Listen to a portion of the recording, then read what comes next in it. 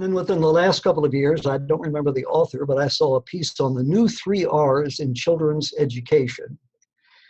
And they are: we risk too little, we rescue too soon, and we rave too much. Isn't that good stuff? We risk too little, rescue too soon, and rave too much. Kid's quoted in there saying that he was 24 years old before he realized he wasn't awesome. As I say here, and is well known to you guys, we look for risk. It sharpens the experiences for both faculty and students. We continue to do this in spite of some losses that we know have been suffered because the risks don't measure up to the benefits. The benefits, in our mind, this is what keeps us going, to our students outweigh those risks.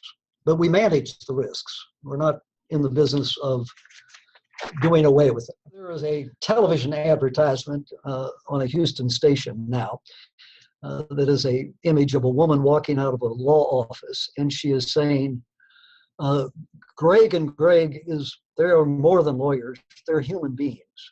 And that kind of makes me wonder how people view lawyers as not as human beings, but it does allow me to make this point that the law, in what some might regard as a rather severe, cold, impersonal way, is about creating predictability. It's about making things work. It's not about what's ethical. It's not about what's fair. It's not about getting what you deserve. It's not following any particular theology. It's what the heck is going to make this community hum. So if you understand that, it'll help you understand some of the stuff that's going to follow, which might not quite fit your personal view of what's even right and wrong.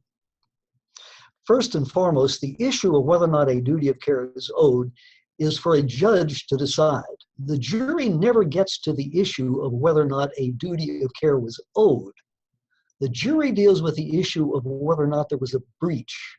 But a judge decides from the outset, maybe even before you get to trial, whether or not the relationship was such here that a duty of care was owed.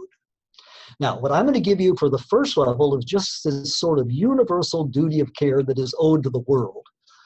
Whether you're moving about in a gym or in the woods or walking down a hall with a cup of coffee, the duty of care generally that you owe, the universal duty of care, is to behave in a way that doesn't expose other people to unreasonable danger. Having determined that a duty of care existed, including a specific duty of care under these circumstances, by virtue of relationships or whatever, how will this person's conduct be judged? And here it is. It's this reasonable person test that I know you've all heard. Did the defendant act as a reasonable person would have, or organization, under the same or similar circumstances? And the circumstances we're talking about is this bundle of things we've been talking before.